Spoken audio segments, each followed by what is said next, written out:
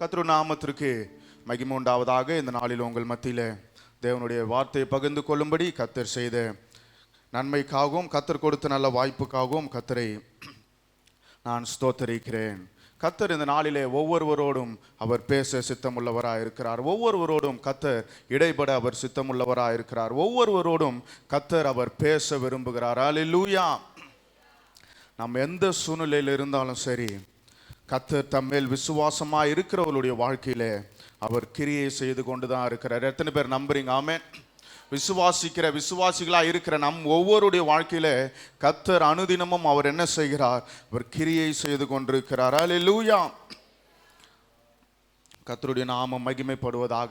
நாம் சரித்திரத்தை நாம் பார்க்கும்பொழுது மனிதர்களாய் பிறந்த மனிதர்களாய் வாழ்கிற ஒவ்வொருவரும் அவங்க என்ன செய்கிறாங்கன்னா, எப்பொழுதும் தங்களுடைய பலனையும் தங்களுடைய புயத்தையும் தங்களுடைய சுயமையும் என்ன செய்கிறாங்கன்னா, அவங்க எப்பொழுதும் முன்னிறுத்துகிற ஒரு மனிதர்களாய் அவர்கள் தங்களுடைய வாழ்க்கையிலே காணப்படுகிறார்கள்.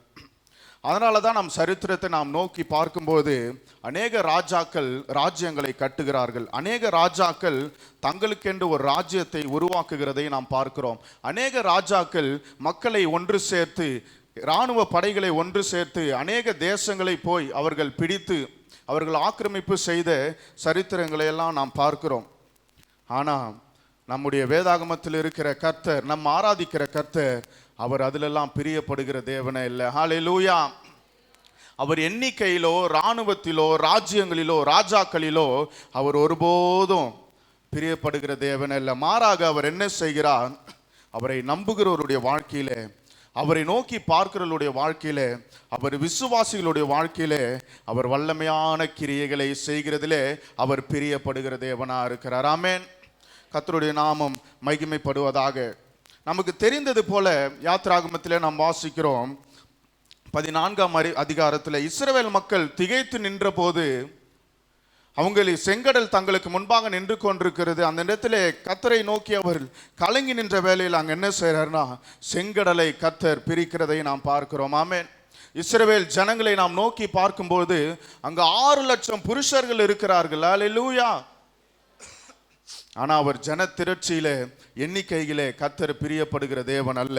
தம்முடைய மக்களுக்கு அவருடைய வாழ்க்கையிலே அவர் வல்லமையான கிரியைகளை செய்கிறதிலே மாத்திரம் அவர் பிரியப்படுகிற தேவனா இருக்கிறார். அதே போல இன்னொரு சம்பவத்தை நாம் வாசிக்கிறோம். 1 ராஜாக்கள் 18ஆம் அதிகாரம் 36 முதல் 38 வரை உள்ள வசனங்களை நாம் பார்க்கிறோம்.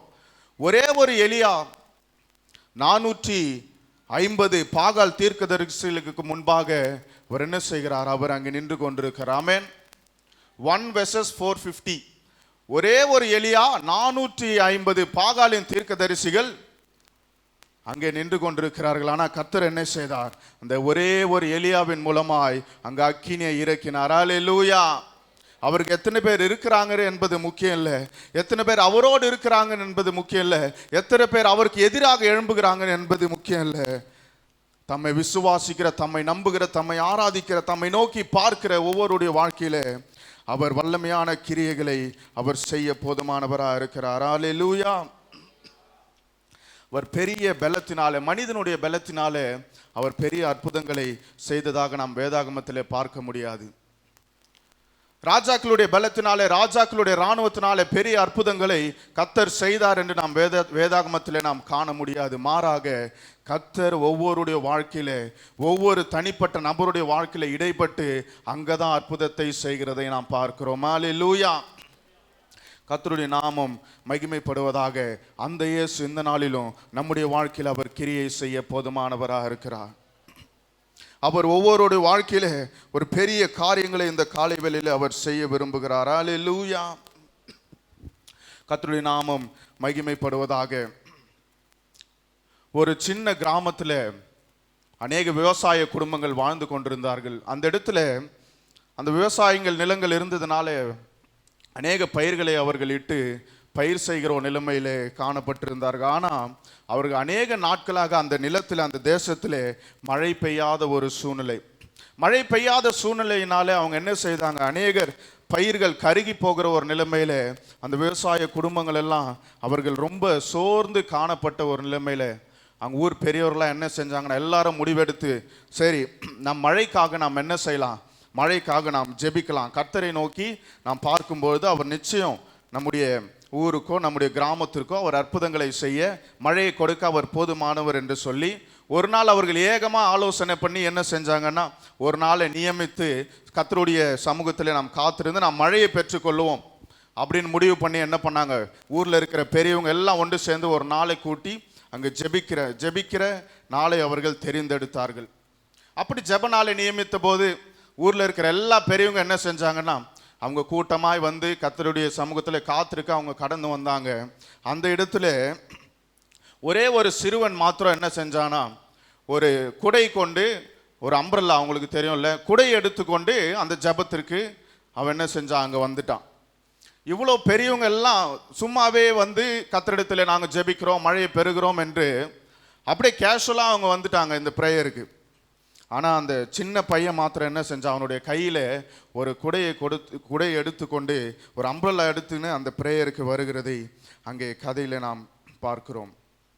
அப்போ அவன் குடை எடுத்துகிட்டு வந்தபோது எல்லா பெரியவங்க ஏலமாக பார்த்து சிரித்தாங்க. மழையே இல்லையே, நாங்களாம் இப்படி வந்திருக்கிறோமே, நீ மட்டும் என்ன குடையை கொண்டு இந்த ஜபத்திற்கு நீ வந்திருக்கிறேன்னு கேட்கும்போது அந்த சிறுவன் அவன் அந்த பெரியவர்களை பார்த்து சொன்னானா, நாம் எதற்காக நாம் ஜெபிக்கிறோம், நம் மழைக்காக தானே நாம் ஜெபிக்கிறோம், அதனால தான் நான் விசுவாசமாக இந்த கொடை எடுத்து இந்த ப்ரேயருக்கு நான் வந்தேன் என்று சொல்லும்பொழுது அந்த இடத்துல என்ன ஆச்சுன்னா, மேகங்கள் உருவாகி அந்த இடத்துல கர்த்தர் மழையை கொடுத்தார். அந்த சிறுவன் மாத்திரம் என்ன செஞ்சான், அவன் எடுத்துக்கொண்டு இருந்த அந்த அம்பரல்லாவை அந்த கொடையை வைத்து அவன் கேஷுவலாக வீட்டுக்கு போயிட்டான். ஹல்லேலூயா. அநேக நேரத்தில் நாம் ஜெபிக்கிறோம், மழைக்காக ஜெபிக்கிறோம் சில நேரங்களில், ஆனால் நாம் விசுவாசிக்க அதன்படி நடக்க சில வேளைகளே நாம் தவறி விடுகிறோம்.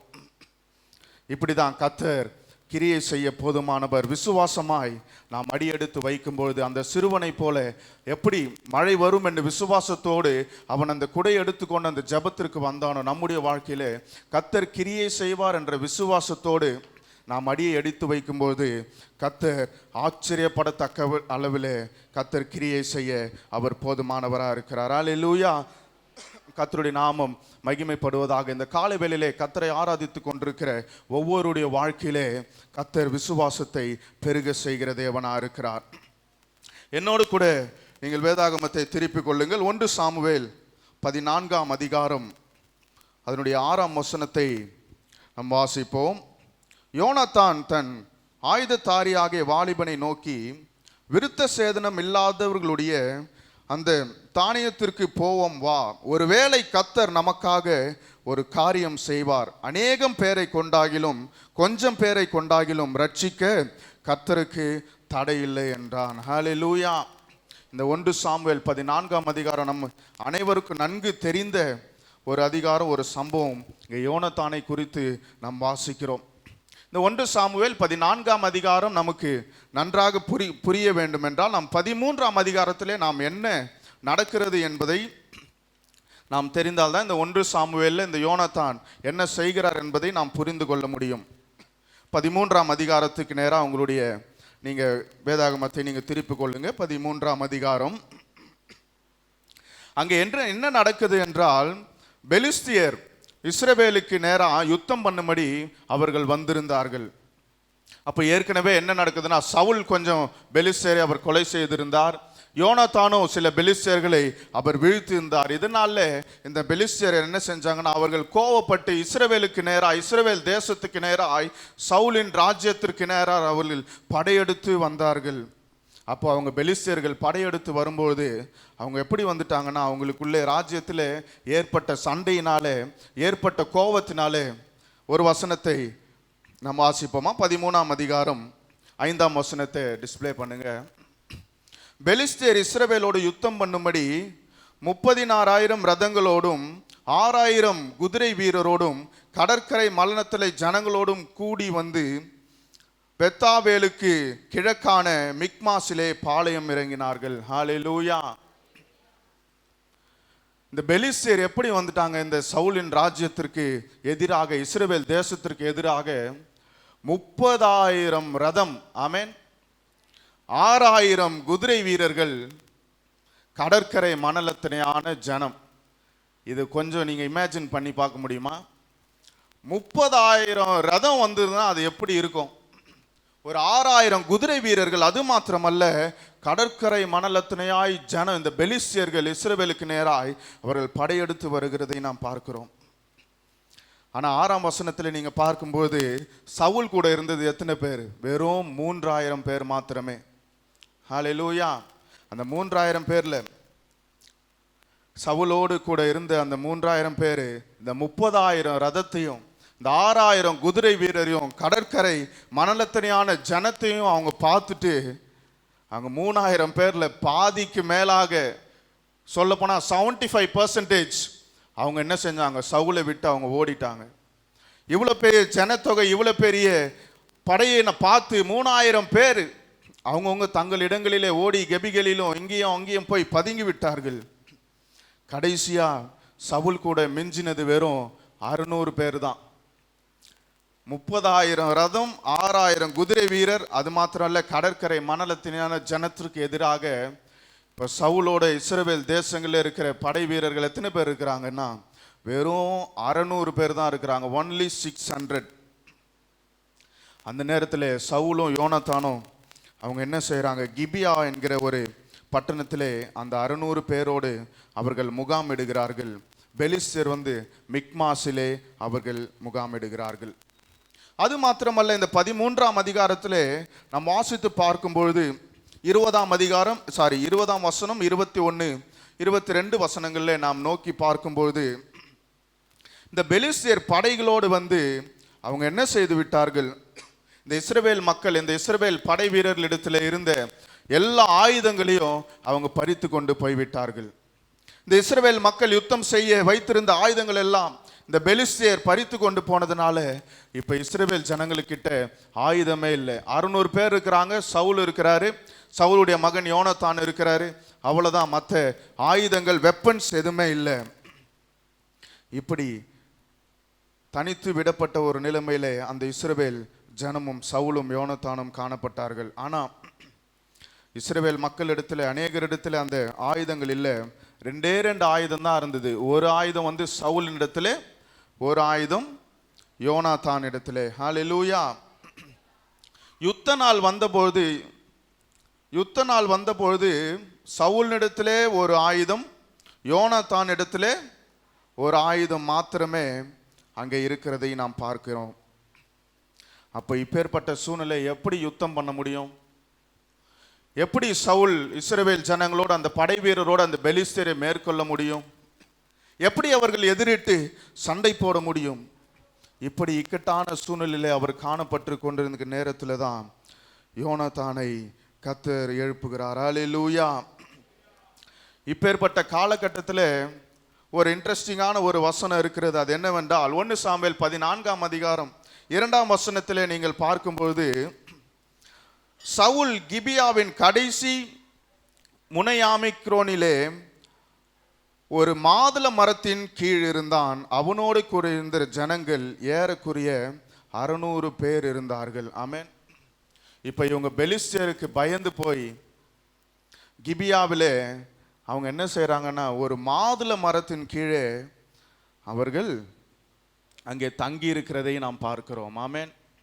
இந்த பெலிஸ்தருடைய படை இராணுவ வீரர்களுக்கு பயந்து சவுலும் அவரோடு கூட இருந்த 600 பேரும் யோனத்தானும் என்ன செய்யறாங்கன்னா இந்த மாதுளை மரத்து கீழே போய் அவங்க என்ன செய்யறாங்க? ஒளிந்து கொண்டிருக்கிறார்கள். ஜனங்களை, அந்த பெலிஸ்தரை அவர்கள் எதிர்கொள்ள முடியாமல், இந்த பெலிஸ்தரோடு போரிட முடியாமல், ஏன்னா கர்த்தர் அவர்களை விட்டு விலகி விட்டார். ஆமென். சாமுவேல் தீர்க்கதரிசி வருவதற்கு முன்பாக சவுல் அங்கே ஒரு பலியை செலுத்தினதுனால கர்த்தர் உடைய வசனம் சொல்லுகிறது, சாமுவேல் சவுலை பார்த்து உன்னோட ராஜ்யபாரம் நிலை நிற்காது என்று சொன்ன மாத்திரத்திலே கர்த்தர் அவர்களை விட்டு விலகி விட்டார் என்று நாம் பார்க்கிறோம். அப்போ சவுல் என்ன செய்கிறார்? சவுலும் யோனத்தானும் 600 பேர்களும் அந்த மாதுளை மரத்தின் கீழே போய் அவங்க அங்கே தஞ்சம் அடைகிறதை நாம் பார்க்கிறோம். இப்போ அவரிடத்துல என்ன இருக்கிறது? 2 ஆயுதம். சவுல் இடத்துல ஒரு ஆயுதம், யோனத்தான் இடத்துல ஒரு ஆயுதம். 600 பேர் மாத்திரம் இருக்கிறாங்க. ஒரு மாதுளை மரத்தின் கீழே போய் அவர்கள் அங்கே தஞ்சம் அடைகிறதை நாம் பார்க்கிறோம். இந்த கிபியாவுக்கும் மிக்மாசுக்கும் இருக்கிற இடத்தை நாம் பார்க்க வேண்டும் என்றால், அந்த கிபியாவுக்கும் மிக்மாசுக்கும் ஏறக்குறைய 7 கிலோமீட்டர் தூரம் இருக்கிறது. அவர்கள் 7 கிலோமீட்டர் தொலைவிலே 7 கிலோமீட்டர் தள்ளி அவர்கள் அங்கே மறைந்து ஒளிந்து கொண்டிருக்கிறார்கள். அது மாத்திரமல்ல, ஒரு மாதுளை மரத்தின் கீழே. அதை நாம் பார்க்கும்போது அநேக ஆராய்ச்சியாளர் சொல்லுகிறார்கள், அந்த காலத்தில் இந்த மாதுளை மரம் ஒரு 12 அடி வரை அது வளருகிற ஒரு மரமா இருக்கிறது. அப்படி ஒரே ஒரு மரத்தின் கீழே இத்தனை பேர் என்ன செய்கிறார்கள்? அவர்கள் பயந்து திகைத்து கொண்டு, இவர்கள் நம்மேல் விழுந்து நம்மை முறியடித்து விடுவார்கள் என்ற சூழ்நிலையிலே அவர்கள் ஆயுதம் இல்லாமல் கலங்கி போய் நின்று கொண்டிருக்கிற நேரத்தில் இங்கே விசுவாசத்திலே யோனத்தான் எழும்புகிறதை நாம் பார்க்கிறோம். அல்லேலூயா. அவர் விசுவாசத்தினாலே செயல்படுகிறதை நாம் பார்க்கிறோம். விசுவாசத்தினாலே கர்த்தரை நம்புகிறதை நாம் பார்க்கிறோம். கர்த்தருடைய நாமம் மகிமைப்படுவதாக. அவர் விசுவாசத்தில் ஒரு வார்த்தை சொல்லுகிறார். 14ஆம் அதிகாரம் 6ஆம் வசனத்தில் தன்னுடைய ஆயுததாரியை பார்த்து, ஆயுததாரியாகிய வாலிபனை பார்த்து, அந்த தானியத்திற்கு போவோம் வா, ஒருவேளை கர்த்தர் நமக்காக ஒரு காரியம் செய்வார். ஹல்லேலூயா. இந்த யோனாத்தானுக்குள்ள இருந்த விசுவாசத்தை நீங்கள் பார்க்க வேண்டும். யோனாத்தான் அந்த படையிலேயோ அந்த அவரோடு இருந்த அந்த ஆயுதங்களிலோ அவர் நம்பிக்கை வைக்காமல் அவர் கர்த்தர் மேல் நம்பிக்கை வைக்கிறதை நாம் பார்க்கிறோம். ஒருவேளை கர்த்தர் நமக்காக ஒரு காரியம் செய்வார். அவர் அநேகம் பேரை கொண்டாகிலும் கொஞ்சம் பேரை கொண்டாகிலும் ரட்சிக்க கர்த்தருக்கு தடையில்லை என்றார். ஹல்லேலூயா. இப்பேற்பட்ட கடினமான சூழ்நிலை, இப்பேற்பட்ட கஷ்டமான சூழ்நிலை, இப்படிப்பட்ட பயம் நிறைந்த ஒரு சூழ்நிலை ராஜாவாகிய சவுலே என்ன செய்யறாரு? ராஜாவாகிய சவுலே அங்க பயந்து அவர் தன்னோடு மக்களோடு நின்று கொண்டிருக்கிறார். அடுத்து அந்த 14ஆம் அதிகாரம் 3ஆம் வசனத்தில் நாம் பார்க்கும்போது, அங்கே சீலோவிலே கர்த்தருடைய ஆசாரியனா இருந்த அகியா என்பவர் அங்கே ஏபோத்தை தரித்தவனா இருந்தார். இந்த இடத்துல ஆசாரியர் ஆகிய அகியாவும் அங்கே வெயிட் பண்றாரு. எதுக்குன்னா, அந்த காலத்திலே ராஜாக்கள் இன்னொரு தேசத்திற்கு போய் போர் செய்ய வேண்டும் என்றால் ஆசாரியரிடத்தில் நாங்கள் போகலாமா வேண்டாமா என்று கேட்பது வழக்கம். அப்போ சவுல் இங்கே பயந்து நின்று கொண்டிருக்கிறார். ஆசாரியனாகிய அகியாவும் வெயிட் பண்றாரு. சரி, சவுல் வருவார், நம்ம சவுல் அவர் பெலிஸ்தர் இடத்துல போகலாமா வேண்டாமா, இல்லை எப்போ போகலான்னு கேட்பதற்காக சவுல் வருவார் என்று இந்த ஆசாரியனும் அங்கே ஏபோத்தை தரித்து அவர் வெயிட் பண்ணி கொண்டிருக்கிறார். சரி, சவுல் வருவார். ஏன்னா பெலிஸ்தியர் இஸ்ரவேல் தேசத்தை முறியடிக்க அவர்கள் இறங்கி விட்டார்கள். இப்போ சவுல் வருவார் என்று, படையோடு வருவார், நம்ம கிட்ட எப்போ நாங்கள் போய் எப்போ போர் தொடுக்கிறது என்று கேட்க வருவார் என்று இந்த அகியா ஆசாரியனும் அவர் அங்கே வெயிட் பண்ணி கொண்டிருக்கிறார். அவர் அங்கே தங்கி இருக்கிறதை நாம் பார்க்கிறோம். ஆனால் ராஜாவாகிய சவுல், பலம் வாய்ந்த ராஜாவாக இருந்த சவுல் தன்னுடைய மக்களோடு அவர் அங்கேயே தங்கி விட்டார். ஆமென். கிபியாவிலே அவர் இருக்கிறார். அவருக்கு எழுந்து போகிற ஒரு விசுவாசம் இல்லை, எழுந்து போகிற ஒரு சூழ்நிலை இல்லை, கர்த்தர் மேலே ஒரு நம்பிக்கை இல்லை. அப்படி நம்பிக்கை இல்லாத ஒரு சூழ்நிலையிலே யோனாத்தான் விசுவாசத்திலே செயல்படுகிறதை நாம் பார்க்கிறோம். அல்லேலூயா. அவரும் நினைச்சிருந்தா யோனாத்தான் சொல்லியிருக்கிறான், ராஜாவே இங்க இருக்கிறார், நான் போய் என்ன செய்ய போறேன்? அவங்க கிட்ட 30,000 ரதம் இருக்குது, 6,000 குதிரை வீரர் இருக்கிறாங்க, கடற்கரை மணலத்தனையான ஜனங்கள் அவ்வளவு பேர் இருக்கிறாங்க. இங்க ராஜாவும் சவுலும் 600 பேரை வச்சுக்கிட்டு 600 பேர் இருக்கிற சவுலே அவர் அமைதியா நின்று கொண்டிருக்கிறார். என்னால போக முடியாதுப்பா, இந்த அவங்களோட பெலிஸ்தரோட என்னால போய் யுத்தம் பண்ண முடியாது. ஆனா யோனாத்தான் ஒரே ஒரு ஆயுததாரி ஆகிய வாலிபனை கூப்பிட்டு சொல்றாரு, நீ வாப்பா நம்ம போலாம். ஆமேன். அந்த தானியத்திற்கு போவோம் வா, ஒருவேளை கர்த்தர் நமக்காக ஒரு காரியம் செய்வார். ஹல்லேலூயா. அநேகம் பேரை கொண்டாகிலும் கொஞ்சம் பேரை கொண்டாகிலும். ஆமேன்.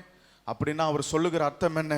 ஒருவேளை இந்த 600 பேரை கொண்டாகிலும் இல்லை, நம்ம 2 பேரை கொண்டாகிலும் கர்த்தர் அற்புதங்களை செய்ய, பெரிய காரியங்களை செய்ய அவர் போதுமானவர். ஹல்லேலூயா. இங்கே யோனாத்தானுடைய வாழ்க்கையில அவர் விசுவாசத்தை அங்கே நடைமுறைப்படுத்துகிறதை நாம் பார்க்கிறோம்.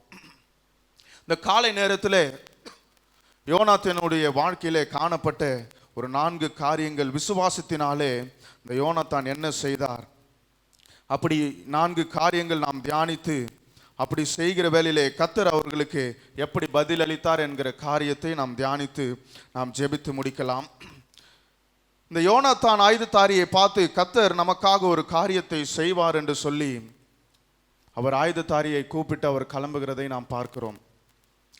இங்கே கர்த்தர் நமக்காய் ஒரு காரியத்தை செய்வார் என்று தமிழ் வேதாகமத்திலே நாம் பார்க்கிறோம். நம்ம ஆங்கில வேதாகமத்திலே இங்கிலீஷ் டிரான்ஸ்லேஷன்ல நம்ம பார்க்கும் பொழுது அங்கே கர்த்தர் நமக்காய் ஒரு காரியம் செய்வார் என்று தமிழில் நாம் வாசிக்கிறோம் அல்லவா?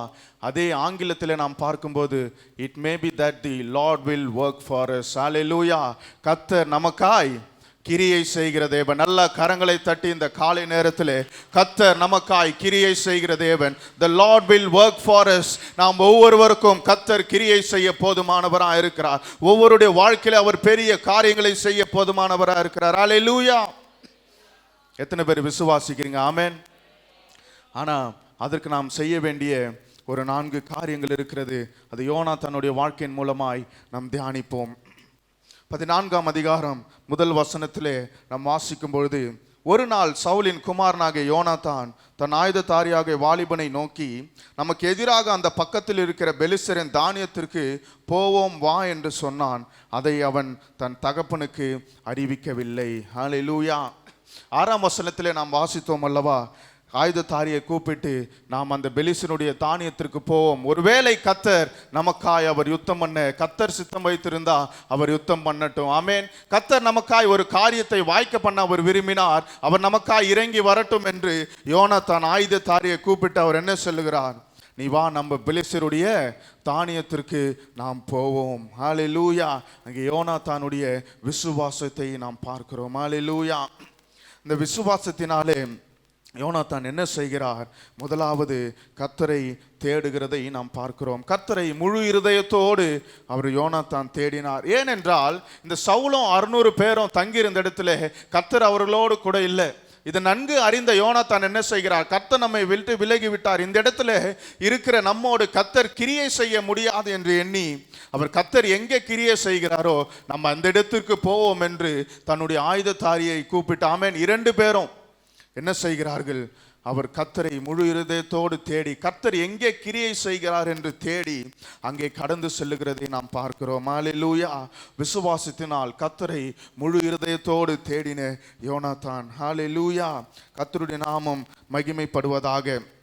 அவர் கர்த்தரோடு போக துணிந்தார். ஆமென். கர்த்தர் எங்கே செல்லுகிறாரோ, கர்த்தருடைய கிரியை எங்கே நடக்கிறதோ அதை பார்த்து யோனாத்தானோ ஆயுததாரி என்ன செய்கிறார்கள்? அவர்கள் கர்த்தரோடு போய் அங்கே காரியத்தை நடப்பிக்கிறதை நாம் பார்க்கிறோம். அவருடைய விசுவாசம், கர்த்தர் நமக்காய் ஒரு காரியத்தை செய்வார். ஹல்லேலூயா. அந்த விசுவாசம் இந்த காலை நேரத்தில் நம்முடைய வாழ்க்கையிலும் காணப்பட வேண்டும். கர்த்தர் நமக்காய் ஒரு காரியத்தை செய்வார். ஹல்லேலூயா. The Lord will work for us. எத்தனை பேர் நம்புறீங்க? எத்தனை பேர் விசுவாசிக்கிறீங்க? நம்ம ஒவ்வொருடைய வாழ்க்கையில கர்த்தர் அவர் கிரியை செய்ய போதுமானவராக இருக்கிறார். ஹல்லேலூயா. அந்த விசுவாசத்தினாலே யோனாத்தான் கர்த்தரை தேடி போகிறதை நாம் பார்க்கிறோம். ஹல்லேலூயா. கர்த்தருடைய நாமம் மகிமைப்படுவதாக. ஏசாயா 42ஆம் அதிகாரம் 8ஆம் வசனத்திலே நாம் வாசிக்கிறோம், நான் கர்த்தர் என்னுடைய மகிமையை வேறு ஒருவருக்கும் கொடேன் என்று கர்த்தருடைய வசனம் சொல்லுகிறது. அவருடைய மகிமை அவர் வேறு யாருக்கும் கொடுக்கிற தேவன் அல்ல, மாறாக தம்மை விசுவாசிக்கிற மக்களுக்கு அவர் மகிமையை காண்பிக்கிற தேவனா இருக்கிறார். ஹல்லேலூயா. தன்னை கர்த்தரை விசுவாசித்த யோனாத்தானுடைய வாழ்க்கையில அந்த நேரத்திலே கர்த்தர் மகிமையை காண்பித்தார். எரேமியா 29ஆம் அதிகாரம் 13ஆம் வசனத்திலே நாம் வாசிக்கிறோம், என்னை தேடினால் நீங்கள் என்னை கண்டுபிடிப்பீர்கள். ஹல்லேலூயா. உங்கள் முழு இருதயத்தோடு என்னை தேடினீர்களானால் என்னை தேடுகையில் நீங்கள் கண்டுபிடிப்பீர்கள். 34ஆம் சங்கீதம் 10ஆம் வசனத்திலே நாம் வாசிக்கிறோம், கர்த்தரை தேடுகிறவர்களுக்கோ ஒரு நன்மையும் குறைவுபடாது. ஆமென். கர்த்தருடைய நாமம் மகிமைப்படுவதாக. புலம்பல் 3:25 நாம் வாசிக்கிறோம், கர்த்தரை தேடுகிறவர்களுக்கு கர்த்தர் நல்லவராகவே இருக்கிறார். ஹல்லேலூயா. இந்த விசுவாசம் மாத்திரம் நமக்குள் இருந்தால் போதாது. இந்த கர்த்தர் மேல் இருக்கிற நம்பிக்கை மாத்திரம் நமக்குள் இருந்தால் போதாது.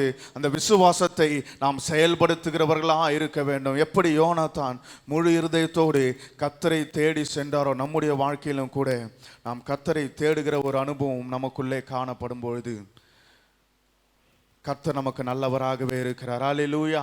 தம்மை விசுவாசிக்கிறவர்களுக்கு அவர் மகிமையை காண்பிக்கிற தேவன். விசுவாசமாய் கர்த்தரை முழு இதயத்தோடு தேடும் பொழுது அவர் பெரிய காரியங்களை செய்வார். ஹல்லேலூயா. விசுவாசமாய் கர்த்தரை தேடும்போது கர்த்தர் நம்முடைய வாழ்க்கையிலும் அவர் அற்புதங்களை செய்ய போதுமானவர். ஆமென். நல்ல கரங்களை உயர்த்தி ஹல்லேலூயா. இரண்டாவதாக ஒரு காரியத்தை நாம் பார்க்கிறோம். இங்கே 14ஆம் அதிகாரம் 6ஆம் வசனத்திலே ஏற்கனவே வாசித்த வசனம் தான். யோனாத்தான் தன் ஆயுததாரியாகிய வாலிபனை நோக்கி, விருத்த சேதனம் இல்லாதவருடைய அந்த தானியத்திற்கு போவோம் வா, ஒருவேளை கர்த்தர் நமக்காக ஒரு காரியம் செய்வார். அநேகம் பேரை கொண்டாகிலும் கொஞ்சம் பேரை கொண்டாகிலும் ரட்சிக்க கர்த்தருக்கு தடையில்லை. ஹல்லேலூயா. முதலாவது நாம் பார்த்தோம், யோனாத்தான் விசுவாசத்தினாலே கர்த்தரை தேடுகிறவராய் இருந்தார். இரண்டாவது இங்கே 6ஆம் வசனத்திலே நாம் பார்க்கிறோம், யோனாத்தான் சொல்லுகிறார், கொஞ்சம் பேராகிலும் ஆமென் அநேகம் பேராகிலும் கொண்டு ரட்சிக்க கர்த்தருக்கு தடையில்லை. ஹல்லேலூயா. இங்கே யோனாத்தான் கர்த்தரை முழுவதுமாய் நம்புகிறதை நாம் பார்க்கிறோம். கர்த்தரை உண்மையாய் நம்புகிற ஒரு யோனாத்தான், கர்த்தரை உண்மையாய் நம்பின ஒரு யோனாத்தானாய் அவர் காணப்படுகிறார். ஹல்லேலூயா. அவர் ஆயுததாரியை பார்த்து சொல்றாரு, கர்த்தர் ஒரு காரியம் நிச்சயம் செய்வார். ஆமென். அவர் அநேகம் பேராகிலும் இல்லை கொஞ்சம் நம்ம 2 பேரை வைத்தாவது கர்த்தர் ரட்சிக்கிறதற்கு, இஸ்ரவேலை ரட்சிக்கிறதற்கு அவர் போதுமானவர். ஆமென். யோனாத்தான் விசுவாசித்தார். நம்மால முடியாது. அவர்கள் அவ்வளோ பேர், திரளான ஜனம், கடற்கரை மணலத்தனையான ஜனம் இருக்கிறார்கள். நம்மால முடியாது. நம்ம 2 பேரால என்ன செய்ய முடியும்? ஆனா கர்த்தரால் முடியும். ஹல்லேலூயா.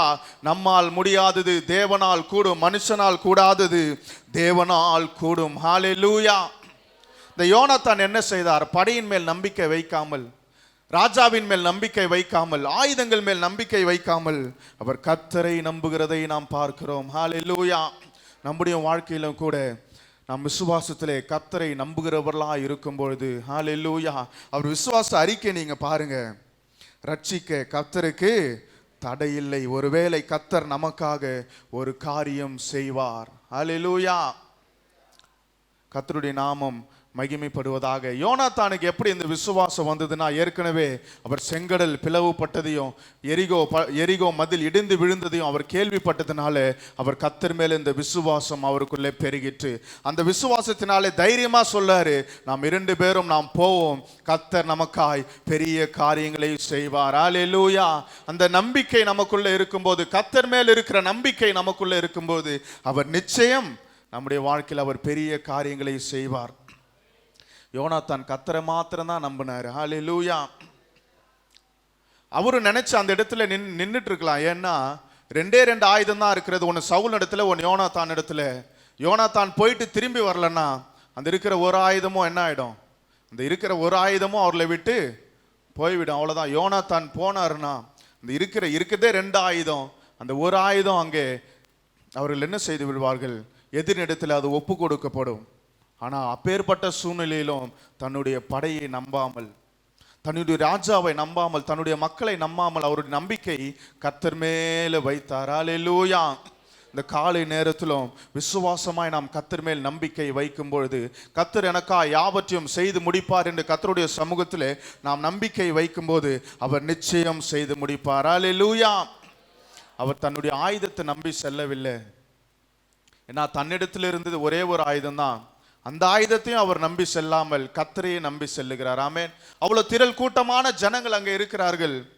அவர்கள் அவரிடத்தில் இருந்த ஒரு ஆயுதம் நம்பாம கர்த்தருடைய புயத்தை நம்பி அவர் சென்றார். ஹல்லேலூயா. இந்த காலை நேரத்திலே கர்த்தரை நாம் நம்பும்போது அவர் பராக்கிரமம் செய்கிறவர், அவர் யுத்தத்தில் வல்லவர். ஹல்லேலூயா. யாத்திராகமம் 14ஆம் அதிகாரத்தில் நாம் வாசிக்கிறோம், கர்த்தர் நமக்கா யுத்தம் பண்ணுகிற தேவன். அந்த விசுவாசம் தான், அந்த நம்பிக்கை தான் யோனாத்தானுடைய வாழ்க்கையில அன்று காணப்பட்டது. ஆங்கிலத்தில் வாசித்தோம் அல்லவா, the Lord will work for us. எத்தனை பேர் இந்த காலை நேரத்தில் அந்த வார்த்தை அப்படி நம்புறீங்க? the Lord will work for us. the Lord will work for each and every one of you present here. நம்முடைய வாழ்க்கையிலே ஒவ்வொருவரும், இந்த ஆலயத்திற்கு கடந்து வந்திருக்கிற ஒவ்வொருடைய வாழ்க்கையிலே கர்த்தர் கிரியை செய்ய அவர் போதுமானவராக இருக்கிறார். நீதிமொழிகள் 3ஆம் அதிகாரம் 5-6 வசனத்திலே நாம் வாசிக்கிறோம், சுய புத்தியின் மேல் சாயாமல் கர்த்தர் மேல் நம்பிக்கையாயிருந்து. ஹல்லேலூயா. உன் முழு இருதயத்தோடு கர்த்தரில் நம்பிக்கையாயிருந்து நாம் கர்த்தரை நம்பும் பொழுது அவர் நமக்காய் கிரியை செய்கிற தேவன். ஹல்லேலூயா. நம்முடைய வாழ்க்கையிலே மேலான காரியங்களை கர்த்தர் செய்வார். நம்முடைய வாழ்க்கையிலே கர்த்தர் பெரிய காரியங்களை செய்யவர் போதுமானவர். நமக்கு நன்கு தெரிந்த சம்பவம் தாவீது கோலியாத்து சம்பவத்தில் நாம் பார்க்கிறோம். தாவீது இராணுவத்தை நம்பவில்லை. தாவீதுடைய நம்பிக்கை நிந்திக்கிற கர்த்தருடைய நாமத்திலே வருகிறேன் என்று கர்த்தர் மேல் அவர் நம்பிக்கை வைத்ததுனால சிறு வாலிபனா இருந்த தாவீது அப்பேற்பட்ட கோலியாத்தை அவர் வீழ்த்தினார். ஆமென். இஸ்ரவேல் இராணுவமே நடுங்கி கொண்ட கோலியாத்தை பார்த்து நடுங்கி கொண்டிருந்த சூழ்நிலையிலே தாவீது கர்த்தர் மேல் வைத்த நம்பிக்கையினாலே இந்த கோலியாத்தை வீழ்த்தினார். ஹல்லேலூயா. இந்த காலை வேளையிலும் விசுவாசத்தினாலே நாம் கர்த்தரை நம்பும் பொழுது, விசுவாசத்தினாலே நாம் கர்த்தர் மேல் நம்பிக்கை வைக்கும் பொழுது கர்த்தர் நமக்காய் கிரியை செய்கிற தேவனாக இருக்கிறார். ஹல்லேலூயா. கர்த்தருடைய நாமம் மகிமைப்படுவதாக. அடுத்ததாக மூன்றாவதாக ஒரு காரியத்தை நாம் பார்க்கிறோம். அதே 14ஆம் அதிகாரத்திலே 8, 9, 10 வசனங்களை நாம் வாசித்து பார்க்கும்போது, அதற்கு யோனாத்தான், இதோ நாம் கடந்து அந்த மனுஷரிடத்திற்கு போகிறவர்கள் போல அவர்களுக்கு நம்மை காண்பிப்போம்.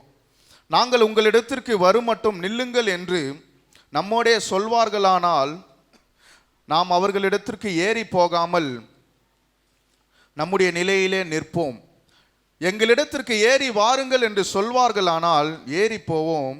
கர்த்தர் அவர்களை நம்முடைய கையில் ஒப்பு கொடுத்தார், இது நமக்கு அடையாளம் என்றார். மூன்றாவதாக யோனாத்தானுடைய வாழ்க்கையில நாம் பார்க்கிறோம், அவர் கர்த்தரின் வழிகாட்டுதலை நாடினர் ஒரு யோனாத்தான். ஹல்லேலூயா. கர்த்தரின் வழிகாட்டுதலை நாடினார். ஹல்லேலூயா. அவர் கர்த்தரை நம்பி போயிட்டு எதிரிகளை அவர் டைரக்டா அவர் சந்திக்கல, அங்க கர்த்தரின் வழிகாட்டுதலை நாடின ஒரு யோனாத்தான். நாம் பார்க்கும்போது இந்த யோனாத்தான் அப்படி இந்த ஆயுதத்தாரியை கூட்டிக்கிட்டு அவர் தானியத்திற்கு போவோம் என்று சொன்னார்ல, அந்த இடம் எப்படிப்பட்ட ஒரு இடமாய் காணப்படுகிறது என்றால் 4ஆம் வசனத்திலே அதை குறித்து நாம் வாசிக்கிறோம். யோனாத்தான் பெலிஸ்தரின் தானியத்திற்கு போக பார்த்த வழிகளின் நடுவே இந்த பக்கம் ஒரு செங்குத்தான பாறையும் அந்த பக்கம் ஒரு செங்குத்தான பாறையும் இருந்தது. ஒன்றுக்கு போசேஸ் என்று பெயர், மற்றொன்றுக்கு சேனே என்று பெயர். அவரை கர்த்தரை நம்பி அந்த பெலிஸ்தர் இடத்திலே அவர் செல்லுகிற ஒரு வழியிலே அங்க என்ன காணப்படுகிறது? 2 செங்குத்தான மலை, இந்த பக்கம் ஒரு செங்குத்தான பாறை, அந்த பக்கம் ஒரு செங்குத்தான பாறை அந்த வழிக்கு நின்று தடையா இருக்கிறது. ஹல்லேலூயா. இப்பேற்பட்ட சூழ்நிலை தான் யோனாத்தான் ஆயுதத்தாரியை கூட்டிக்கிட்டு அவர் அந்த பாளையத்திற்கு அவர் கடந்து செல்லுகிறதை நாம் பார்க்கிறோம்.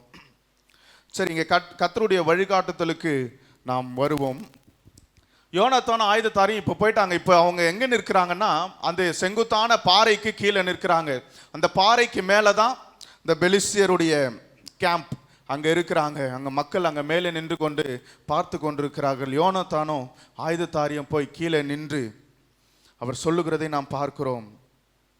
அதற்கு யோனாத்தான், இதோ நாம் கடந்த அந்த மனுஷரிடத்துக்கு போகிறவர்கள் போல அவர்களுக்கு நம்மை காண்பிப்போம். நாங்கள் உங்களிடத்திற்கு வருமட்டும் நில்லுங்கள் என்று நம்மோடே சொல்வார்களானால் நாம் அவர்களிடத்திற்கு ஏறி போகாமல் நம்முடைய நிலையிலே நிற்போம். எங்களிடத்திற்கு ஏறி வாருங்கள் என்று சொல்வார்களானால் ஏறி போவோம். கர்த்தர் அவர்களை நம்முடைய கையில் ஒப்பு கொடுத்தார், இது நமக்கு அடையாளம் என்றார். அங்கே கர்த்தருடைய வழிகாட்டுதலை நாடின ஒரு யோனாத்தான் அவர் போய் நிற்கிறாரு. கர்த்தர் ஒருவேளை இவர்களை நம்முடைய கையில ஒப்பு கொடுப்பாரானால் அவர்களே அவருடைய வாயினால நீங்க மேலே ஏறி வாங்கன்னு அவர்களே நம்மை கூப்பிடுவார்கள். ஹல்லேலூயா. அவர் கர்த்தருடைய வழிகாட்டுதலை நாடின ஒரு யோனாத்தானா இருந்தார். கர்த்தருடைய வழிகாட்டுதலுக்கு ஒப்பு கொடுக்கிற ஒரு யோனாத்தானா இருந்தார். ஹல்லேலூயா. அவர் ஏதோ நம்ம கர்த்தருடைய புயத்தை நம்பி கர்த்தருடைய பலத்தை நம்பி கர்த்தரை தேடி நாம் சென்று விட்டோம், அப்படியே போயிட்டு டைரக்டா அவங்கள மீட் பண்ணலான்னு அவர் நினைக்கவே இல்லை. அவர் போய் அங்கே நின்று கர்த்தர் அவர்களை நம்முடைய கையில ஒப்பு கொடுப்பாரானால் அவர்களே நம்ம என்ன செய்யணும்? அவர்களே நீங்க ஏறி வாங்கன்னு அவர்களே கூப்பிடணும். ஆமென். அவங்க அடி வாங்கறதுக்கு அவங்களே என்ன செய்யணும்? அவங்களே நம்மளை கூப்பிடுறவர்களா இருக்கணும். அப்படிதான் கர்த்தர் அந்த இடத்துல கிரியை செய்கிறதை நாம் பார்க்கிறோம். ஹல்லேலூயா. கர்த்தர் அவர்களை நம்முடைய கையில ஒப்பு கொடுப்பாருன்னா அவங்களே நம்மளை பார்த்து நீங்க மேலே ஏறி வாங்கப்பான்னு சொல்லணும். ஹல்லேலூயா. அங்கே கர்த்தருடைய வழிகாட்டுதலை நாடின ஒரு யோனாத்தான். கர்த்தருடைய நாமம் மகிமைப்படுவதாக. அந்த பாறைகள் ஒரு மோசமான பாறைகளாக இருந்ததுனால அங்கே ஏற முடியாத ஒரு சூழ்நிலை. அந்த இடத்துல அவர் கர்த்தருடைய வழிகாட்டுதலுக்காய் அவர் காத்திருந்தார். கர்த்தர் வழிகாட்டினார்னா அவர் நிச்சயம் அங்கே கொண்டு சேர்ப்பார் என்ற ஒரு விசுவாச நம்பிக்கை யோனாத்தானுடைய வாழ்க்கையிலே காணப்பட்டது. கர்த்தர் ஒருவேளை அவர்களை நம்முடைய கையில ஒப்பு கொடுப்பாரானால் கர்த்தர் நிச்சயம் அந்த பாறைகளை ஏறி செல்ல கர்த்தர் வழிவகுப்பார் என்கிற ஒரு நம்பிக்கை அந்த யோனாத்தானுடைய வாழ்க்கையிலே காணப்பட்டது. ஹல்லேலூயா. யோனாத்தான் என்ன செய்கிறார்? he is seeking God's guidance. எதிரிகளை அவர் தகர்க்க கர்த்தருடைய வழிகாட்டுதலை அவர் காண்கிறார். வழிமாறி போகாமல் நேரடியாக அவர்களிடத்திற்கே சென்று யுத்தம் பண்ணும்படியாய் கர்த்தருடைய வழிகாட்டுதலை தேடின ஒரு யோனாத்தானாய் அவர் காணப்பட்டார். ஹல்லேலூயா. கர்த்தருடைய நாமம் மகிமைப்படுவதாக. அநேக நேரங்களில் நம்முடைய வாழ்க்கையிலும் கூட சில நேரத்தில் நாம் கூகுள் மேப்பெல்லாம் நம்பி கூட நாம் என்ன செய்கிறோம்? கரெக்டாக தான் டெஸ்டினேஷன் நாம் போட்டிருப்போம், அது கரெக்டாக போகிற மாதிரியே இருக்கும். ஆனால் என்ன செய்யும்? சில நேரத்தில் அது ஏதோ ஒரு முட்டு சந்துக்குள்ளாய் அது கொண்டு போய் விட்டு விடும். ஆமேன். அப்படிதான் எனக்கு பெங்களூரில் ஒரு அனுபவம் இருக்கிறது. நாங்கள் எங்களுடைய ஃப்ரெண்டு வீட்டுக்கு ஒரு ப்ரேயருக்காக நாங்கள் போய் கொண்டிருக்கிறோம் பைக்கில். கரெக்டாக தான் கூகுள் மேப் நாங்கள் டெஸ்டினேஷன் கரெக்டாக தான் போட்டுட்டு போயிட்டுருக்கோம். ஏன்னா எங்களுக்கு ஊர் புதுசு, ஓரளவுக்கு காலேஜ் சுற்றி இருந்த இடம் ஓரளவுக்கு எங்களுக்கு தெரியும். இது ஒரு 20 கிலோமீட்டர்ஸ் நாங்கள் போகணும். அப்படி தான் பைக்கில் நாங்கள் 2 பேராக போய் கொண்டிருக்கிறோம். கூகுள் மேப் போட்டு டெஸ்டினேஷன்லாம் கரெக்டாக செட் பண்ணிவிட்டு போய் கொண்டிருக்கிறோம். கரெக்டாக 75% முக்கால்வாசி தூரம் நாங்கள் கரெக்டாக போயிட்டோம். ஒரு ஓவர் பிரிட்ஜ் ஏறி இறங்கி ஸ்ட்ரெயிட்டாக போனால் நாங்கள் போக வேண்டிய டெஸ்டினேஷன் அங்கே வந்துடும். ஆனால் நாங்கள் கரெக்டாக தான் என்ன செய்கிறோம்? அந்த டெஸ்டினேஷன் அந்த லொக்கேஷன் கரெக்டாக போட்டு போய் கொண்டிருக்கிறோம். எப்படி தான் மாறிச்சுன்னு தெரில. நாங்கள் ஓவர் பிரிட்ஜ் நாங்கள் ஏறவே இல்லை, அது ரூட்டு மாறிடுச்சு. ஆனால் அங்கேயும் ரூட்டு மாறிடுச்சுன்னு சொல்ல நாங்களும் என்ன செய்கிறோம்? சரி கரெக்டாக தான் ஏன்னா நமக்கு தெரியாதுல்ல, புதிய ரூட்டு. சரி நேராக போய்கிட்டு இருக்கு, நேராக போகிறோம். அப்படியே நேராக போனால் ஒரு ஸ்ட்ரீட்டுக்குள்ளே போச்சு, அவ்வளோதான். எதிர பார்த்தா ஒரு காம்பவுண்ட் வால். ஆமேன். சில நேரங்களில் கூகுள் மேப் கூட என்ன செய்யும்? நம்மளை குழப்பி விடுகிறதா இருக்கிறது. ஆமேன். அப்புறம் மறுபடியும் அந்த ரூட்டு திருப்பி வேறு லொக்கேஷன் போட்டு மறுபடியும் அங்கே கடந்து செல்லுகிறதை நாம் பார்க்கிறோம். அப்படிதான் சில நேரத்தில் கர்த்தருடைய வழிகாட்டுதல் அது நேர்த்தியான வழிகாட்டுதலாக இருக்கும். ஹல்லேலூயா. யோனாத்தான் தன்னுடைய பலனை நம்பாமல் யோனாத்தான் தன்னுடைய படையை நம்பாமல் அவர் என்ன செய்கிறார்? கர்த்தரை நம்பி கர்த்தருடைய வழிகாட்டுதலை நம்பி அவர் கடந்து செல்லுகிறதை நாம் பார்க்கிறோம். சங்கீதம் 32ஆம் அதிகாரம் 8ஆம் வசனத்திலே நாம் வாசிக்கிறோம், நான் உனக்கு போதித்து நீ நடக்க வேண்டிய வழி உனக்கு காட்டுவேன், உன்மேல் என் கண்ணை வைத்து உனக்கு ஆலோசனை சொல்லுவேன். ஹல்லேலூயா. நம்முடைய வாழ்க்கையில கூட கர்த்தருடைய வழிகாட்டுதலை நாடுகிற ஒரு அனுபவம் நமக்கு தேவை. ஆமென். அப்படி நாம் கர்த்தருடைய வழிகாட்டுதலின்படி கர்த்தருடைய சித்தத்தின்படி நாம் நடக்கும்பொழுது அவர் நம்முடைய வாழ்க்கையில பெரிய காரியங்களை செய்ய அவர் போதுமானவர். ஹல்லேலூயா. அவர் பெரிய காரியங்களை நம்முடைய வாழ்க்கையில செய்ய வேண்டும் என்றால் நாம் கர்த்தரை முழு இருதயத்தோடு நாம் தேட வேண்டும். கர்த்தரை யோனாத்தானை போல உண்மையாய் நாம் நம்ப வேண்டும். அடுத்தது கர்த்தருடைய வழிகாட்டுதலை நாம் நாடுகிறவர்களாக இருக்கும்பொழுது கர்த்தர் நம்முடைய வாழ்க்கையிலே பெரிய காரியங்களை அவர் செய்வார். ஆமென். சங்கீதம் 25:4-5 வசனங்களை நாம் பார்க்கும்போது, சங்கீதம் 25:4, கர்த்தாவே உம்முடைய வழிகளை எனக்கு தெரிவியும், உம்முடைய பாதைகளை எனக்கு போதித்தருளும். ஹல்லேலூயா. உம்முடைய சத்தியத்தில் என்னை நடத்தி என்னை போதித்தருளும். நீரே என் ரட்சிப்பின் தேவன், உம்மை நோக்கி நாள் முழுவதும் காத்திருக்கிறேன். கர்த்தருடைய வழிகாட்டுதலுக்கு நேராக நம்மை அர்ப்பணிக்கும் போது ஒப்பு கொடுக்கும்போது கர்த்தர் நம்முடைய வாழ்க்கையிலே பெரிய காரியங்களை செய்வார். ஹல்லேலூயா. யோனாத்தான் விசுவாசித்தது போல கர்த்தரின் வழிகாட்டுதல் படி நாம் செல்லும் பொழுது அவர் அங்கே எதிராளிகளை தம்முடைய கரத்தில் ஒப்பு கொடுப்பார் என்கிற விசுவாசம் அவருக்குள்ளே காணப்பட்டது. ஹல்லேலூயா. அடுத்ததாக ஒரு காரியத்தை நாம் பார்க்கிறோம். 14ஆம் அதிகாரம், அதே 14ஆம் அதிகாரம் 13-14 வசனங்களை நாம் வாசிப்போம். யோனாத்தான் தன் கைகளாலும் தன் கால்களாலும் தவழ்ந்து ஏறினான். அவன் ஆயுதத்தாரி அவன் பின்னாலே ஏறினான். அப்பொழுது அவர்கள் யோனாத்தானுக்கு முன்பாக மடிந்து விழுந்தார்கள். அவன் ஆயுதத்தாரியும் அவன் பின்னாலே வெட்டி கொண்டே போனான். ஹல்லேலூயா. யோனாத்தானும் அவன் ஆயுதத்தாரியும் அடித்த அந்த முந்தின அடியிலே ஏறக்குரிய 20 பேர் அரையேர் நிலமான விசாலத்திலே விழுந்தார்கள். ஹல்லேலூயா. கர்த்தரின் வழிகாட்டுதலின்படி கர்த்தர் அவர்களை தம்முடைய கரத்தில் ஒப்பு கொடுப்பார் என்ற விசுவாசத்தோடு அவர் அடுத்தது என்ன செய்கிறார்? அவர் கர்த்தரின் பலனிலே சார்ந்து, ஆமென், கர்த்தரின் பலத்திலே சார்ந்து 13ஆம் வசனத்திலே நாம் வாசிக்கிறோம். கர்த்தருடைய பலனை கொண்டு தன் கைகளாலும் தன் கால்களாலும் அவர் அந்த பாறையை தவழ்ந்து ஏறுகிறார். ஆமென். இந்த பாறை, 2 பாறைகளை குறித்து நாம் பார்க்கும்போது, ஒரு பாறையினுடைய பெயர் போசேஸ், இன்னொரு பாறையினுடைய பெயர் சேனே. அப்படி இந்த போசேஸுடைய பாறை எப்படி காணப்பட்டது என்றால், அது மிகவும் ஷைனிங்கான ஒரு வழவழப்பான பாறை, ஏறவே முடியாத அளவுக்கு இருக்கிற ஒரு பாறை. அதே போல இரண்டாவது இன்னொரு பாறை அங்கே காணப்படுகிறது, அது பேரு சேனே. அது முட்கள் நிறைந்த ஒரு பாறையாய், கரடு முரடான ஒரு பாறையாய் அது காணப்படுகிறது. அல்லேலூயா. இப்போ இப்பேற்பட்ட பாறையில எப்படி அவர் ஏறி செல்ல முடியும்? ஷைனிங்கான அந்த வழவழப்பா இருக்கிற பாறையில ஏறி அவர் ஏற முனைப்பட்டா அவர் என்ன நடக்கும்? ஒரு மறுபடியும் வழுக்கி தான் கீழே விழுகிற ஒரு சூழ்நிலை. அந்த கரடு முரடான பாறைகளும் அவர் ஏறி போக முடியாத அநேக தடுப்புகள் அங்கே காணப்படுகிறது. அப்பொழுது அவர் என்ன செய்கிறார்? கர்த்தரின் பலனின் மேல் சார்ந்தவராய், ஹல்லேலூயா, கர்த்தரின் வழிகாட்டுதலுக்கு ஒப்பு கொடுத்து கர்த்தரின் பலத்தின் மேல் அவர் நம்பிக்கை வைத்து கர்த்தருடைய பலனிலே அவர் சார்ந்து அவர் என்ன செய்கிறார்? தன் கைகளாலும் தன் கால்களாலும் அவர் தவழ்ந்து ஏறுகிறார். ஹல்லேலூயா. கர்த்தருடைய புயத்தின் மேல் நாம் நம்பிக்கை வைத்து நாம் முன்னேறி செல்லும் பொழுது அந்த வழவழப்பான பாறையிலும் கூட கர்த்தர் அங்கே வழியை உண்டு பண்ணினார். ஹல்லேலூயா. அவருடைய பலவீனம் தான், அந்த இடத்துல ஏற முடியாத அளவுக்கு அவருக்கு சூழ்நிலை இல்லை. ஆனால் கர்த்தருடைய பலத்தின் மேல் அவர் சார்ந்ததுனால அவர் என்ன செய்கிறார்? அவர் அங்கே தவழ்ந்து தவழ்ந்து தன்னுடைய கைகளாலும் தன்னுடைய கால்களாலும் தவழ்ந்து அவர் ஏறுகிறதை நாம் பார்க்கிறோம். நம்முடைய வாழ்க்கையிலும் கூட நம்முடைய பலத்தின் மேல் நாம் நம்பிக்கை வைக்காமல் கர்த்தருடைய பலனின் மேல் நாம் சார்ந்து நடக்கும்போது, ஹல்லேலூயா, சகரியா 4ஆம் அதிகாரம் 6ஆம் வசனத்தில் நாம் வாசிக்கிறோம், பலத்தினாலும் அல்ல பராக்கிரமத்தினாலும் அல்ல கர்த்தருடைய ஆவியினாலே ஆகும். ஆமென். யோனத்தான் என்ன செய்கிறாரு? தன் கைகளாலும் கால்களாலும் தவழ்ந்து ஏறுகிறார். ஏற்கனவே அந்த பாறை ஒரு வழுக்கிற ஒரு பாறையா காணப்படுகிறது. அங்கே ஒரு தவழ்ந்து கையிலையும் காலிலையும் தவழ்ந்து ஏறுகிறாரு. ஆனால் 13ஆம் வசனத்தில் நீங்கள் வாசித்து பார்த்தீங்கன்னா, அவர் தவழ்ந்து ஏறும்போதே என்ன நடக்கிறது? அவர் தவழ்ந்து ஏறும்போதே அங்கே மக்கள் அவருக்கு முன்பாக மடிந்து விழுங்குகிறதை நாம் பார்க்கிறோம். அல்லேலூயா.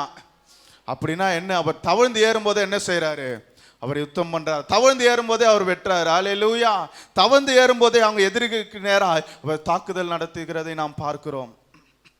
அவங்க கர்த்தருடைய பலனின் மேல் சார்ந்ததுனால, ஆமென், கர்த்தருடைய பலனின் மேல் யோனத்தானும் அந்த ஆயுததாரியும் சார்ந்ததுனால இவர்கள் தவழ்ந்து ஏறி 14ஆம் வசனத்தில் நாம் வாசிக்கிறோம், யோனத்தானும் அவன் ஆயுதத்தாரியும் அடித்த அந்த முந்தின அடியிலே ஏறக்குரிய 20 பேர் அரையேர் நிலமான விசாலத்திலே விழுந்தார்கள். ஆமென். அவர்கள் தவழ்ந்து ஏறி கைகளாலும் கால்களாலும் தான் தவழ்ந்து ஏறி கொண்டிருக்கிறார். அங்கே ஏறும்போதே யுத்தம் பண்ணுகிறார். அங்கே ஜனங்கள் அப்படியே மடிந்து விழுகிறதை நாம் பார்க்கிறோம். அல்லேலூயா. கர்த்தர் அவருடைய கையிலே அந்த பெலிஸ்தரை அந்த நாளிலே ஒப்பு கொடுத்தார். ஆமென். கர்த்தர் நமக்காய் யுத்தம் பண்ணுகிற தேவனாய் இருக்கிறார். அல்லேலூயா. இந்த காலை வேளையிலே விசுவாசத்தோடு நாம் கர்த்தரை சார்ந்து கொள்ளுகிற ஒரு அனுபவம் நமக்கு காணப்பட்டால் கர்த்தர் நம்முடைய வாழ்க்கையிலே பெரிய காரியங்களை செய்வார். எப்படி யோனத்தான் தன்னுடைய பலத்திலே அவர் சார்ந்து கொள்ளாமல் கர்த்தருடைய பலனிலே அவர் நம்பிக்கை வைத்தார், அப்பொழுது எதிரிகள் மடிந்து விழுந்தார்கள். ஹல்லேலூயா. அங்கே 14ஆம் வசனத்திலே நாம் வாசிக்கும்போது 20 பேர் அரையேர் நிலமான விசாலத்திலே விழுந்தார்கள். அந்த அரையேர் நிலம் எதை குறிக்கிறது? அது இந்த மெஷர்மெண்ட் படி பார்த்தா அது 1/2 ஏக்கர் நிலம் என்று அது குறிப்பிடப்படுகிறது. 20 பேர் இவங்க யுத்தம் பண்ணுகிற நேரத்தில் அந்த 20 பேர் சிதறி என்ன செஞ்சாங்கன்னா 1/2 ஏக்கர் நில பரப்பளவு வரைக்கும் அவங்க சிதறி அங்கு விழுந்ததை நாம் பார்க்கிறோம். அல்லேலூயா. கர்த்தரின் பலத்திலே சார்ந்ததினாலே கர்த்தர் அங்கே அவர்களுக்காக கிரியை செய்தார். கர்த்தரின் பலத்திலே சார்ந்ததினாலே அந்த எதிரிகள் சிதறி போகத்தக்கதாக இங்கே கர்த்தர் யுத்தம் பண்ணுகிறதை நாம் பார்க்கிறோம். அல்லேலூயா. இந்த நாளில் நம்முடைய வாழ்க்கையிலும் கூட கர்த்தரை நாம் முழுவதுமாய் சார்ந்து கொள்ளும் பொழுது நம்முடைய பலனால் ஒன்றும் செய்யக்கூடாது. அல்லேலூயா. நம்முடைய பலனால் ஒன்றும் செய்ய முடியாது. பவுல் சொல்லுகிறார், என்னை பலப்படுத்துகிற கிறிஸ்துவினாலே. ஆமென். கர்த்தர் நம்மை பலப்படுத்துகிற தேவன். கர்த்தருடைய பலத்திலே நாம் சார்ந்து நடக்கும்போது அவர் நமக்காக யுத்தம் பண்ணுகிற தேவனா இருக்கிறார். அவர் நம்முடைய வாழ்க்கையில் அவர் பெரிய காரியங்களை செய்கிற தேவன். ஹல்லேலூயா. எத்தனை பேர் விசுவாசிக்கிறீங்க இந்த காலை வேளையில the Lord will work for us? ஆமென். விசுவாசத்திலே நாம் கர்த்தரை தேடும் பொழுது, விசுவாசத்திலே கர்த்தரை உண்மையாய் நம்பும் பொழுது, விசுவாசத்திலே கர்த்தரின் வழிகாட்டுதலை நாம் நாடும் பொழுது, ஆமென், உம்முடைய வழி எனக்கு போதியும் ஆண்டவரே, கர்த்தர் ஒப்பு கொடுப்பார் என்கிற வழிகாட்டுதலிலே யோனத்தான் சென்றதுனாலே அவர் கர்த்தருடைய பலனிலே சார்ந்து அங்கே இருந்த தன்னுடைய எதிராளிகளை ஆகிய பெலிஸ்தரை அவர் அங்கே வீழ்த்தினதை நாம் பார்க்கிறோம். அதுதான் நாம் 6ஆம் வசனத்திலே வாசித்தோமே, ஒருவேளை கர்த்தர் நமக்காக ஒரு காரியம் செய்வார். ஹல்லேலூயா. அந்த காரியம் தான் இது. ஆமென். யாரும் நினைத்திராத அளவுல கர்த்தர் அவர்களுக்காக அங்கே யுத்தம் பண்ணினார். ஆமென். அவர் கர்த்தரை தேடி போனதுனால, கர்த்தர் மேல் மாத்திரம் நம்பிக்கை வைத்ததுனால, கர்த்தரின் வழிகாட்டுதலை அவர் பின்பற்றினதுனால, கர்த்தருடைய பலனின் மேல் அவர் சார்ந்து கொண்டதுனால, ஆமென், எதிராளிகள் அங்கே சிதறி விழுகிறதை நாம் பார்க்கிறோம். கர்த்தருடைய நாமம் மகிமைப்படுவதாக. கடைசியாக ஒரு வசனத்தை நாம் வாசித்து முடிக்கலாம். 15ஆம் வசனம். அப்பொழுது பாளையத்திலும் வெளியிலும் சகல ஜனங்களிலும் பயங்கரம் உண்டாய், தானியம் இருந்தவர்களும் கொள்ளையிட போன தண்டில் உள்ளவர்கள் கூட்டத்தில் அடைந்தார்கள். பூமியும் அதிர்ந்தது.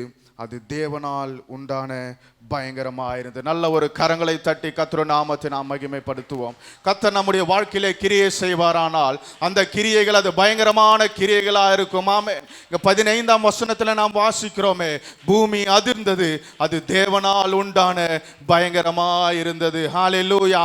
கர்த்தர் நம்முடைய வாழ்க்கையிலே கிரியை செய்வாரானால், கர்த்தருடைய நம்முடைய வாழ்க்கையிலே அவர் கிரியை செய்வாரானால், கர்த்தருடைய செயல்களை நம்முடைய வாழ்க்கையிலே அவர் செய்வாரானால் அது பயங்கரமான செயலா இருக்கு. எத்தனை பேர் விசுவாசிக்கிறீங்க?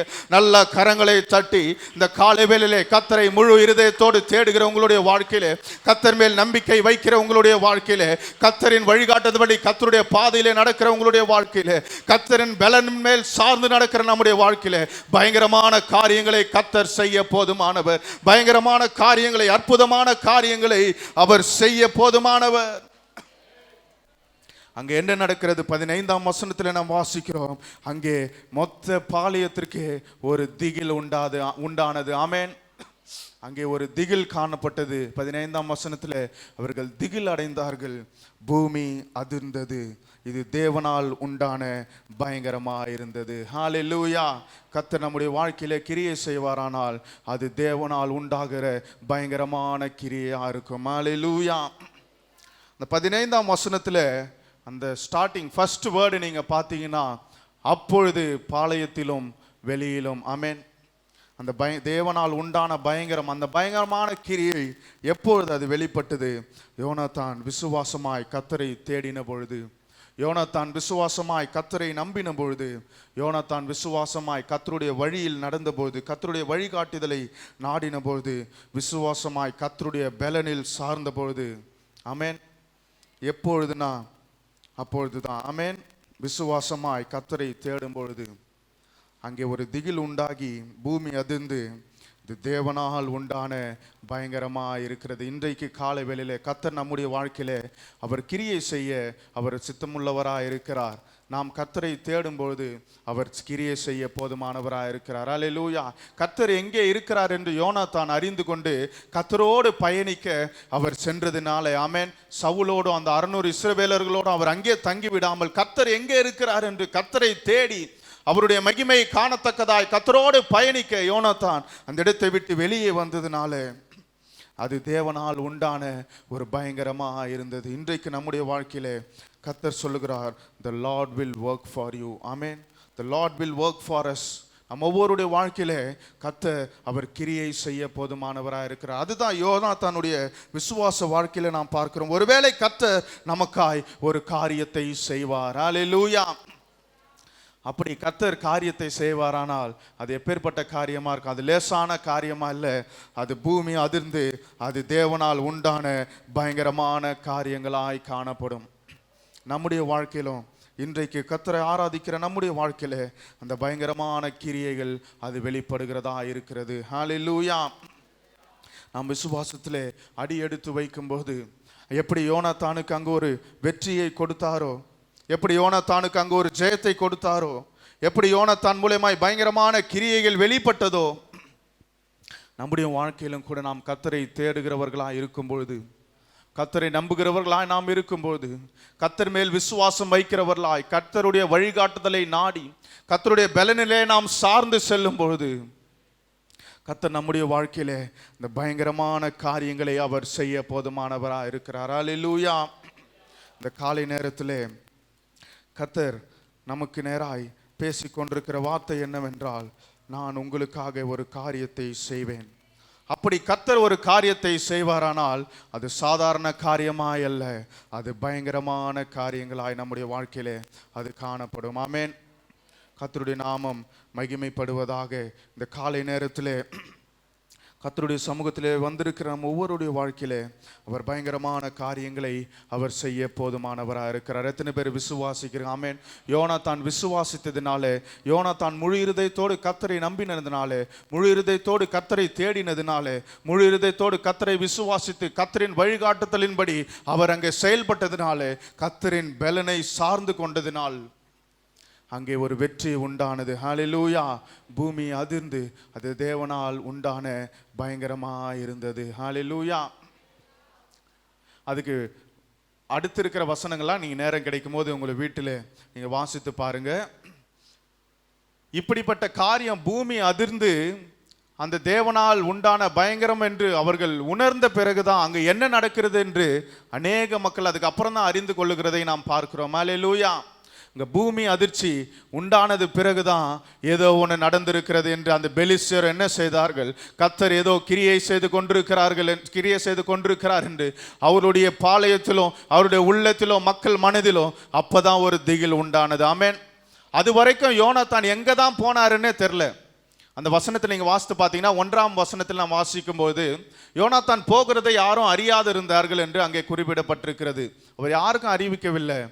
15ஆம் வசனத்தில் நாம் பார்க்கிறோம், இது தேவனால் உண்டான பயங்கரமா இருக்கிறது என்று நாம் வாசிக்கிறோம். அடுத்துதான் அவங்க தேடுறாங்க, இது யார் நடப்பித்தது என்று அவங்க விசாரித்து பார்க்கும்போது, அங்க சுத்தி பார்க்கும்போது தான் யோனாத்தான் அங்க இல்லை. ஹல்லேலூயா. அவர் விசுவாசத்தினாலே பெரிய பயங்கரமான காரியங்களை அவர் செய்தார். ஹல்லேலூயா. அந்த காரியம் வெளிப்பட்டது பிறகுதான் அநேகருக்கு கர்த்தர் செய்த பயங்கரம் என்று அது விளங்கிற்று. ஆமென். ஒருவேளை யோனாத்தான் போகிறதை அறிவித்து அவர் சென்றிருந்தா இது யோனாத்தான் தான் செஞ்சிருந்தார் என்று அவங்களுக்கு ஒரு நம்பிக்கை இருந்திருக்கும். ஆமென். அவங்களுக்கு கண்டுபிடிச்சிட்டு இருப்பாங்க, சரி யோனாத்தான் தான் போயிருக்கிறாரு, ஏதோ ஒரு 10 பேர் அவர் அங்கே சாகடித்திருக்கிறார், இல்லை யுத்தம் பண்ணி இருக்கிறார், வெற்றியை பெற்று வந்திருக்கிறார் என்று அவர்கள் கிரகித்திருக்க முடியும். ஆனால் யோனாத்தான் போகிறத அவங்க அறியல. அந்த காரியம் பயங்கரமாக இருந்ததுனால தான் அவர்கள் இது கர்த்தர் செய்தார் என்று அவர்கள் அறிந்து கொண்டார்கள். ஹல்லேலூயா. நம்முடைய வாழ்க்கையில கர்த்தர் கிரியை செய்வாரானால் அநேகர் பார்த்து ஆச்சரியப்படத்தக்க அளவில் கர்த்தர் நம்முடைய வாழ்க்கையில அவர் பெரிய காரியங்களை செய்வார். ஹல்லேலூயா. அப்படி எழும்பி நிற்போமா கொஞ்ச நேரம் கர்த்தருடைய சமூகத்தில்.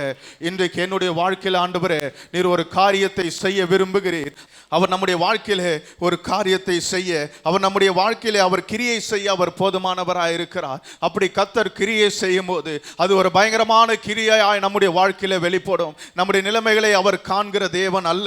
நாம் எந்த சூழ்நிலை இருந்தாலும் சரி, நாம் விசுவாசமாய் கர்த்தரை நோக்கி பார்க்கும்போது, ஒருவேளை நம்முடைய குடும்ப சூழ்நிலை மிகவும் கடினமான சூழ்நிலை, இல்லை கஷ்டமான சூழ்நிலை, இல்லை எளிமையான சூழ்நிலை, இல்லை பலவீனமான சூழ்நிலையா இருந்தாலும் சரி, விசுவாசத்தினாலே நாம் அடியெடுத்து வைக்கும் பொழுது, விசுவாசத்தினாலே அடியெடுத்து வைக்கும் போது உனக்கு இருக்கும் இந்த பலத்தோட போ என்ற வசனத்திலே நாம் வாசிக்கிறோமே. யோனாத்தானுக்கு இருந்த அந்த ஒரே ஒரு ஆயுதத்தை வைத்துக்கொண்டு கர்த்தர் மேல் இருந்த விசுவாசத்தினாலே அவர் கடந்து சென்றது போல நம்முடைய வாழ்க்கையிலும் கூட அவர் நம்முடைய வாழ்க்கையிலே அவர் பயங்கரமான காரியங்களை, அவர் பயங்கரமான கிரியை அவர் செய்ய போதுமானவராக இருக்கிறார். ஆனால் நாம் செய்ய வேண்டியது ஒன்று மாத்திரமே, விசுவாசமாய் கர்த்தரை நம்பி அடியெடுத்து வைக்கும் பொழுது, விசுவாசமாய் கர்த்தரை நோக்கி முழு இதயத்தோடு நாம் தேடும் பொழுது, ஹல்லேலூயா ஹல்லேலூயா ஹல்லேலூயா ஹல்லேலூயா. நன்றி இயேசுவே, நன்றி இயேசுவே, நன்றி இயேசுவே. நாங்கள் உம்மை துதிக்கிறோம் ஆண்டவரே. நீர் எங்களுடைய ஆண்டவரே வாழ்க்கையிலே நீர் பயங்கரமான கிரியைகளை நீர் வெளிப்படுத்துவீராக. அநேகர் பார்த்து ஆச்சரியப்படத்தக்க அளவிலே இது தேவனால் உண்டாயிற்ற பயங்கரமாயிருக்குது என்று சொல்லத்தக்க அளவிலே ஆச்சரியமான வழிகளை கர்த்தர் உண்டு பண்ணுவீராக. ஆச்சரியமான வழிகளை கர்த்தர் உண்டு பண்ணுவீராக.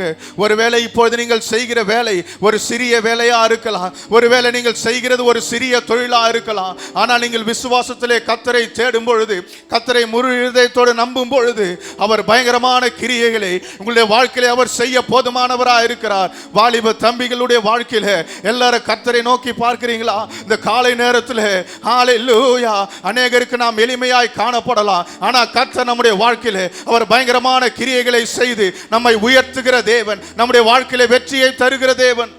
அன்பான நேயர்களே, இந்த ஆராதனை உங்களுக்கு ஆசீர்வாதமாய் அமைந்தது என்று நாங்கள் விசுவாசிக்கிறோம். இந்நிகழ்ச்சியின் மூலம் நீங்கள் பெற்றுக்கொண்ட ஆசீர்வாதங்களை எங்களோடு பகிர்ந்து கொள்ளுங்கள். உங்களுடைய தெளிவான முகவரி மற்றும் தொலைபேசி எண்ணோடு சேர்த்து நீங்கள் எழுதி அனுப்ப வேண்டிய எங்களது முகவரி அகாபி கிறிஸ்துவ அசெம்பிளி, ஐடிஆர் திருமண மண்டபம் பின்புறம், ஆயில் மில், திருவள்ளூர். எங்களது இமெயில் அட்ரஸ் agapicam1992@gmail.com.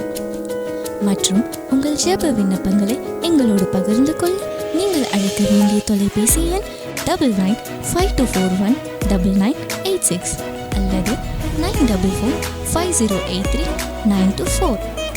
தேவனும்